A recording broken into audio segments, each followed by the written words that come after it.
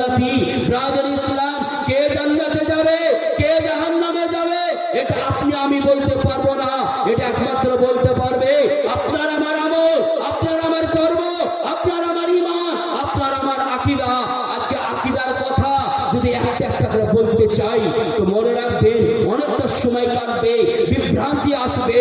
আমি বলতে চাইবো ওই সমস্ত ভাইদেরকে, ভাই আপনি যা করছেন করুন, কিন্তু অপরকে আপনি ধাক্কা মারিয়েন না। বুঝতে পারছেন না? পারেন না? ধাক্কা মারিয়েন না। ধাক্কা মারতে গেলে পারে আমার কাছে অস্ত্র রয়েছে, যে আঘাতটা আমি রুখতে পারবো, সে আঘাত যদি আমি দিতে চাই আপনি পড়ে কোথায় হারিয়ে যাবেন, ঠিক থাকবে না। যার কারণে বন্ধু বলতে চাইবো দেশের পরিস্থিতি খুবই খারাপের দিকে। দেশের মুসলমান বিপন্নর মধ্যে রয়েছে, সন্দিক্ষণের মধ্যে রয়েছে। মুসলমানের পাশে দাঁড়ান, সাধারণ জাতির পাশে দাঁড়ান। আজকে তাদের কাছে আমল করান। আপনি যা করছেন করুন, আপনি নিজে করুন, ফতুয়াবাজি করতে আসেন না। আর যদি ফতুয়াবাজি করার তো ইচ্ছা হয় আমাকে বলুন, আপনাদের সামনে আমি বসতে চাইবো, আপনাদেরকে আমি বলতে চাইবো যত রকমের আপনার মাসলা আছে, যত রকমের ফারাইজ আছে, যত রকমের আপনার ফতোয়া আছে, আমি আপনাদের সামনে মোকাবেলা করার জন্য প্রস্তুত রয়েছি।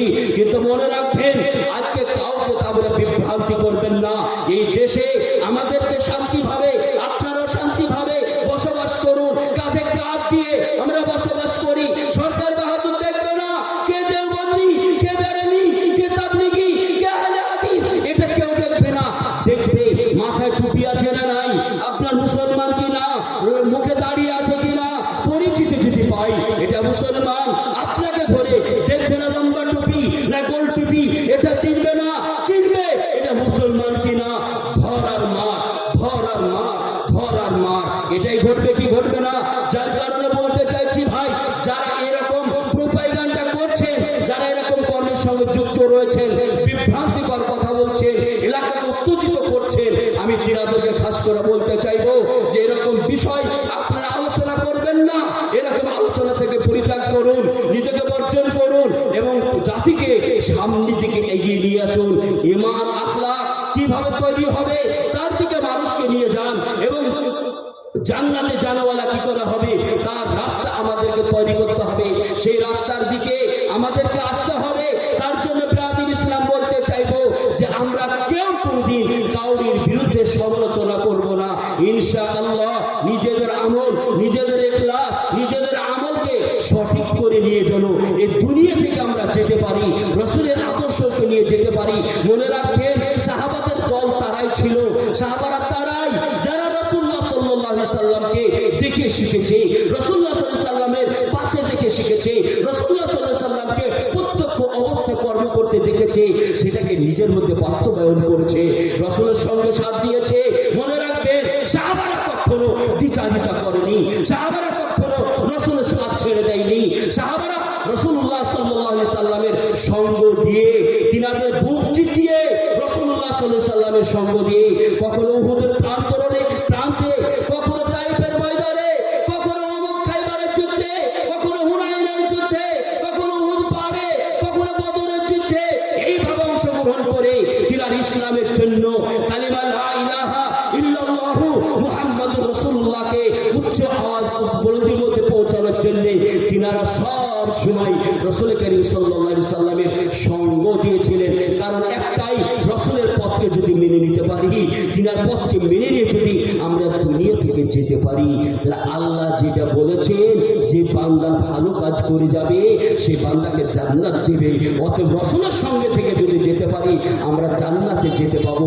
এটা আমাদের মূল আসল উদ্দেশ্য।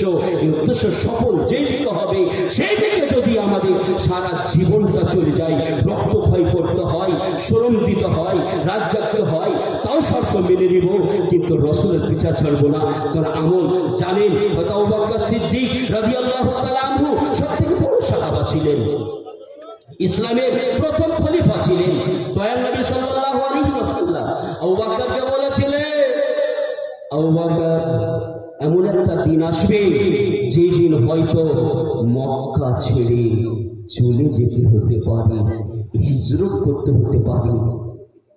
আবু বকর সিদ্দিক রাদিয়াল্লাহু তাআলা আনহু এই কথা যেদিন শুনেছেন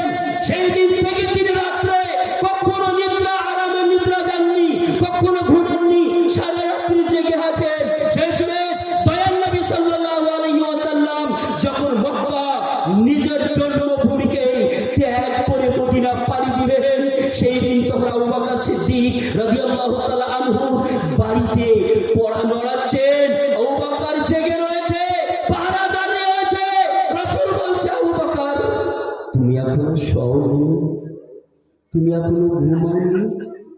আবু বকর বলে, ইয়া রাসূলুল্লাহ, ইয়া হাবিবাল্লাহ, আমার রাসূল যেই দিন বলেছে, যেই দিনকে বলেছে যে হয়তো যদি আমাদেরকে এই মক্কা ত্যাগ করতে হতে পারে, এ রাসূল কি করে আমি ঘুমাতে পারি, কি করে আমার আরামের নিদ্রা আমি যেতে পারি? আমি সেই দিন থেকে কখনো আমি আরামের নিদ্রা যাই নাই, আমি জেগে আছি। রাসূলের কখন ডাক হয়ে যাবে, যদি আমি ঘুমিয়ে থাকি আমার রাসূল আমাকে ডাকবেন আর আমি চেতন পাবো না, আমি জাগতে পারবো না। ফলে ফলে আমি সেই দিন থেকে আর ঘুমাই লেগে। রাসূল ভেবেছে কি মুহাব্বত, যার কারণে আবু বকর সিদ্দিক রাদিয়াল্লাহু তাআলা আনহু ওই হিজরতের রাতে যতটা নেকি কামিয়েছে, যতটা আল্লাহ তাআলা নেকি দিয়েছে, সারা পৃথিবীতে যত মুমিন মুমিনাত রয়েছে সকলের নেকিকে যদি একটা দাড়ি পাল্লায় রাখা হয় আর হযরত আবু বকর সিদ্দিক রাদিয়াল্লাহু তাআলা আনহুর নেকিকে অপর পাল্লায় দেওয়া হয়, তো আবু বকরের দাড়ি পাল্লা ভারী হয়ে যাবে। সুবহানাল্লাহ। এই ছিল সাহাবা। সাহাবারা কখনো রাসূলুল্লাহ সাল্লাল্লাহু আলাইহি সাল্লামের সঙ্গে বদমাশি করেনি। রাসূলুল্লাহ সাল্লাল্লাহু আলাইহি সাল্লামের সঙ্গ দিয়ে তিনাদের জানকে খুইয়ে দিয়েছেন। বেলাল হাবশী রাদিয়াল্লাহু তাআলা আনহু একটা গোলাম, কালো কোলাটে সাহাবী ছিল।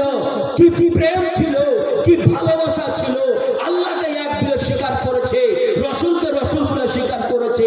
কাফেরেরা রাসূলুল্লাহ সাল্লাল্লাহু আলাইহি সাল্লামের ওই সাহাবী ওই বিলালকে কত অত্যাচার করেছে, তারপরে জুলুম করেছে, জিয়াদাতি করেছে। বেলাল রাদিয়াল্লাহু তাআলা আনহুকে কষ্ট দিয়ে মেরেছে। বেলালের মুখ থেকে কখনো এই আহাদ শব্দটা দূর করাতে পারেনি। তার মুখ থেকে যত কষ্ট দিয়েছে, উত্তপ্ত বালুর উপরে তিনাকে ফেলে দেওয়া হয়েছে, বুকের উপরে পাথর ফেলে দেওয়া হয়েছে।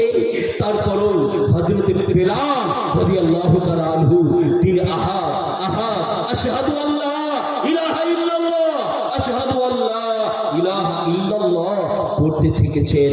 কখনো তিনি তার বাইরে যায়নি। তিনার আওয়াজ কালেমার আওয়াজ